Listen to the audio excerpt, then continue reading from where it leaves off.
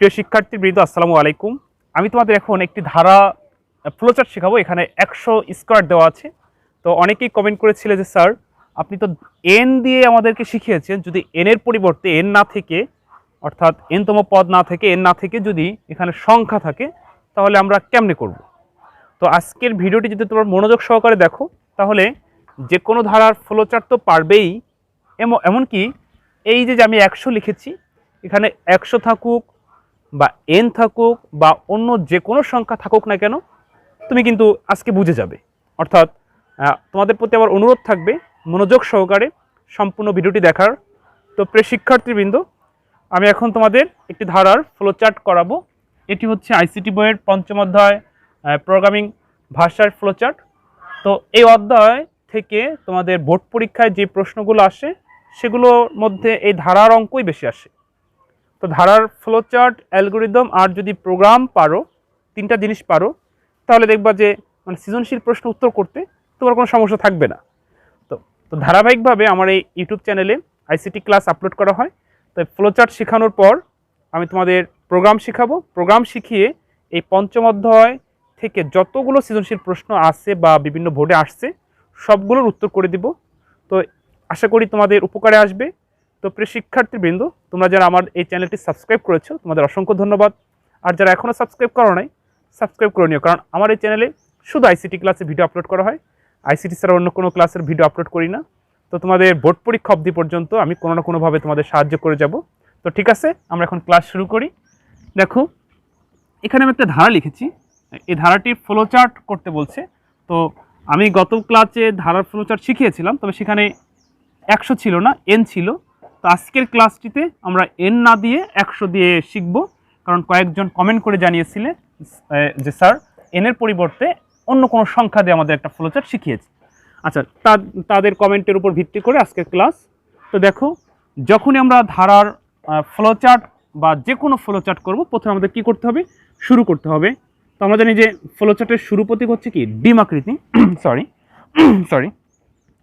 তো এই ডিম আকৃতির ভিতর হচ্ছে স্টার্ট লিখব, অর্থাৎ যখনই আমরা ফ্লোচার্ট শুরু করব তখনই প্রথমে আমাদের এই প্রতীকটি ব্যবহার করতে হবে। এরপর হচ্ছে ইনপুট। তো আমরা জানি যে ফ্লোচার্টের ইনপুটের প্রতীক হচ্ছে সামুদ্রিক। তো আমরা লিখব ইনপুট। এখানে যেহেতু 100, তাহলে আমরা ইনপুট এন লিখতাম, আর অন্যান্য ফ্লোচার্টে যখন এখানে এন ছিল এন লিখতাম। এখানে তুমি এন লিখবে, এন সমান সমান 100 লিখবে। আর যদি ইনপুট এন লেখো তাও ভুল হবে না, তবে সিদ্ধান্তর ঘরের ভিতরে কিন্তু তুমি এন লিখতে পারবে না। এটাই হচ্ছে চেঞ্জ। তোমরা একটু মনোযোগ সহকারে দেখো, তাহলে কোথায় কি পরিবর্তন করতে হয় সেটা বুঝতে পারবে। আচ্ছা দেখো, স্টার্ট হলো, ইনপুট হলো, তারপর প্রক্রিয়াকরণ ঘর। আমি তোমাদের এই ধারার ফ্লোচার্ট মনে রাখার জন্য একটি চা বানানোর গল্প শুনিয়েছিলাম, মানে কীভাবে ফ্লোচার্টের সাহায্যে আমরা চা বানিয়েছিলাম, এটা দেখিয়েছিলাম যাতে সহজে মনে পড়ে, যে তোমরা ভুলে গেলেও।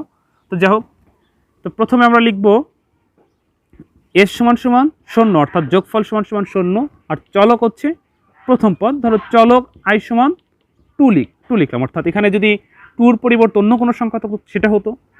স্কোয়ার আছে, এখানে কিন্তু স্কোয়ার দিবে না, স্কোয়ারের জন্য কি পরিবর্তন হবে সেটা পরে দেখাচ্ছি। আর এখানে তোমাদের প্রশ্ন, স্যার আই লিখলেন কেন? আই এর পরিবর্তে আমরা অন্য কোনো সংখ্যা লিখতে পারবো কিনা, ধরো তোমাদের ভিতরে একটা প্রশ্ন, তাই না? আচ্ছা, আই হচ্ছে চলক, চলক হচ্ছে প্রতিটা পদ।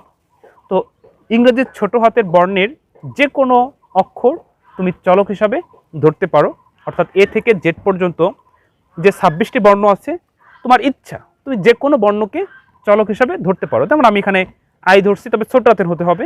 তুমি এও ধরতে পারো, বিও ধরতে পারো, সিও ধরতে পারো, ইচ্ছা। তো আশা করি বুঝতে পারছো যে আমরা আই লিখবো না কি লিখবো। আচ্ছা, এরপর আমরা আবার প্রক্রিয়াকরণ ঘর নিব।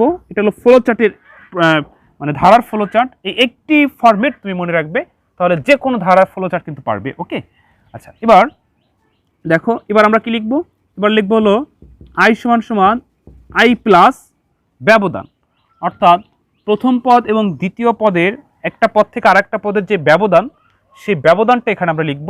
যেমন এখানে আমরা দেখতেছি প্রথম পদ এবং দ্বিতীয় পদের ব্যবধানও 2, যদি এখানে 2 না হয়ে অন্য কোনো সংখ্যা হয়তো এখানে ঠিক তাই লিখতাম। তো যেহেতু ব্যবধানে এই অঙ্কে 2 দেওয়া আছে, আমরা 2 লিখব। এস সমান সমান এস প্লাস আই, এটা হচ্ছে ধারার যোগফলের নির্ণয়ের সূত্র। এস সমান সমান এস প্লাস আই, তবে স্কোয়ার যদি না থাকতো তাহলে এস সমান সমান এস প্লাস আই হইতো, স্কোয়ার থাকার জন্য আর একটা আই হবে। তো আইটা আমরা স্কোয়ার দিয়ে বুঝাবো না, আমরা ছোট করে স্টার অর্থাৎ কম্পিউটার স্টারের সাহায্যে গুণ বোঝে আমরা ছোট করে স্টার দিয়ে আর একটা আই লিখবো। যদি এখানে কিউব থাকতো তাহলে আবার একটা স্টার দিয়ে আর একটা আই লিখতাম, কারণ কম্পিউটার গুণ চিহ্নটা এটা দিয়ে প্রকাশ করে, যেহেতু আমরা মানে পঞ্চম অধ্যায়ের প্রোগ্রামিং ভাষা শিখতেছি। আচ্ছা, এরপর আমরা সংযোগ দিব। তো আমরা জানি ফ্লোচার্টের সংযোগ প্রতীক হচ্ছে বৃত্ত। তো এই সংযোগ দেওয়ার পরে আমরা সিদ্ধান্ত নিব। সিদ্ধান্তর প্রতীক হচ্ছে রম্বস আকৃতি, এটা অনেকেরই জানা আছে, যদি কারো জানা না থাকে আজকে থেকে মনে রেখো। এখান থেকে কিন্তু বহু নির্বাচনী প্রশ্ন আসে যে প্রক্রিয়াকরণ ঘর কেমন, তারপরে ইনপুটের আউটপুটের ঘর কেমন, সংযোগ প্রতীক কেমন, সিদ্ধান্ত কেমন। সিদ্ধান্ত হবে রম্বস। তো রম্বসের ভিতরে আমরা লিখবো হচ্ছে চলক 100 থেকে ছোট বা সমান হবে। আমি সুন্দর করে লিখি, চলক হচ্ছে আই, চলক 100 থেকে ছোট বা সমান হবে। আচ্ছা, এই যে হচ্ছে পরিবর্তন, যখন এখানে এন ছিল তখন আমরা এখানে 100 না লিখে এন লিখতাম, আর যেহেতু এখানে এন নাই 100 দেওয়া, তো অবশ্যই তোমাকে এখানে 100 লিখতে হবে। এখানে কিন্তু তুমি এন লিখতে পারবে না, এন যদি লেখো তাহলে কিন্তু অঙ্ক ভুল হবে, অর্থাৎ কাটা যাবে। যাই হোক, এখন এটাকে আমরা একটা অ্যারো চিহ্ন দিয়ে এখানে লিখবো নো, আর নিচের দিকে লিখবো অ্যারো চিহ্ন দিয়ে ইয়েস, এখানে লিখবো প্রিন্ট। তো আমরা জানি ফ্লোচার্টের ইনপুট এবং আউটপুটের প্রতীক একই, অর্থাৎ সামুদ্রিক। তো ইনপুটও যেমন আউটপুটও তেমন। তো এখানে ইনপুটে আমরা লিখবো প্রিন্ট এস, যেহেতু আমরা ধারার অঙ্ক করতেছি, যোগফল সাম করতেছি, প্রিন্ট এস বা সাম লিখলেও হবে, সমস্যা নাই।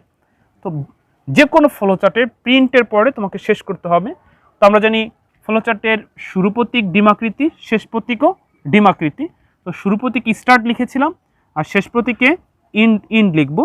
আমরা ঠিক ওইরকম ডিমাকৃতি দিয়ে লিখবো ইন্ড। ওকে, এবার দেখো আমি আরেকটা জিনিস তোমাদেরকে বুঝাই বলি। যদি এখানে 100 না থেকে এন থাকতো তাহলে এখানে আমরা 100 লিখতাম না, আর এখানে 100 লিখতাম না, এখানে এন লিখতাম। আচ্ছা, ধর এবার এখানে 100 নাই 50 দেওয়া আছে, তাহলে তোমার কি হবে, কোথাও কোনো পরিবর্তন করতে পারবে না, শুধু এখানে 50 লিখবে। যদি এখানে স্কোয়ার না থাকতো তাহলে একটা আই হইতো, আর যদি এখানে কিউব থাকতো তাহলে এখানে তো দুইটা আই দিয়ে করছি, স্কোয়ার থাকার কারণে তুমি আর একটা আই দিতে। তো এটা হচ্ছে আর কি ধারার ফ্লো চার্ট তৈরি করার সহজ যে শখটা, অর্থাৎ সহজ যে নিয়মটা আমি তোমাদেরকে সহজভাবে শিখালাম। কারণ দেখবা তোমাদের বইতে একটু ঘিচিভিচি একটু কঠিন আকারে দেওয়া আছে, সেটা তুমি সহজে মনে রাখতে পারবে না, কিন্তু এই ফ্লো চার্টটি তুমি সহজে মনে রাখতে পারবে যে কিভাবে আমি করেছি। প্রথমে শুরু, তারপর হচ্ছে ইনপুট, তারপর এই প্রক্রিয়াকরণ ঘর দুইটা নিচ্ছি। এটা হলো এস সমান সমান 0 ধরি, যোগফল এস সমান সমান 0 ধরলাম, আই চলক প্রথম পদ, এরপর হচ্ছে চলকের ব্যবধান, তারপর হচ্ছে সূত্র, এরপর সংযোগ, তারপর সিদ্ধান্ত, সিদ্ধান্তের পরে প্রিন্ট এস, তারপর ইন্ড। ঠিক এই একটা ফরম্যাট তুমি মনে রাখবে। এই একটা ফরম্যাট মনে রাখলে যে কোনো ধারা, ধরো এখানে অন দিচ্ছে, প্রথম পদ অন, তাহলে এখানে অন হইতো। মানে এখানে যদি ব্যবধান 2 না হয় অন্য কিছু হইতো, ব্যবধান তাই হইতো। তুমি কিন্তু এটা চেঞ্জ করবে না, পুরোটা চেঞ্জ করবে না, শুধু ওই সংখ্যা অর্থাৎ ধারার উপর ডিপেন্ড করবে কি হবে। তাহলে কিন্তু তোমার মানে সহজে মনে রাখতে পারবে এবং সহজে বুঝতে পারবে যে একটা ফরম্যাট দিয়ে কীভাবে ধারার ফ্লোচার্ট করতে হয়। তো প্রিয় শিক্ষার্থীবৃন্দ, তোমরা যারা কমেন্ট করে জানিয়েছিলে স্যার আমাদের এন এর পরিবর্তে অন্য সংখ্যা লিখে আমাদের ধারার ফ্লোচার্ট শিখিয়ে, তাই আশা করি তোমরা এখন বুঝতে পারছো। এরপর যদি মানে বুঝতে সমস্যা হয় বা এইটার ছাড়াও যদি আইসিটিতে আরও কোনো সমস্যা থাকে, তাহলে আমার এই ইউটিউব চ্যানেলের অ্যাবাউটে আমার পার্সোনাল ফেসবুক আইডির লিঙ্ক দেওয়া আছে। তোমরা ওই অ্যাবাউটে গিয়ে আমার পার্সোনাল ফেসবুক আইডির লিঙ্কে প্রবেশ করে আমাকে মেসেজ করবে। যে কোনো সমস্যা থাকলে আমাকে মেসেজ করবে, আমি যথাসাধ্য চেষ্টা করব তোমাদের ওই মেসেজের রিপ্লাই দেওয়ার জন্য এবং তোমাদের ওই সমস্যার সমাধান করে দেওয়ার।